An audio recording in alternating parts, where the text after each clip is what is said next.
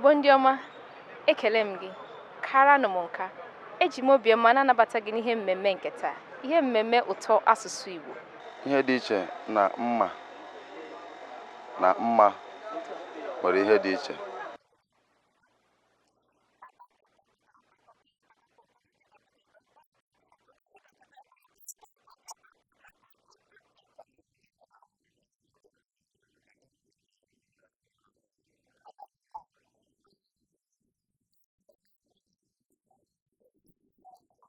Bondioma, ama m na ya bụ mmemme nke taa rijuru afọ.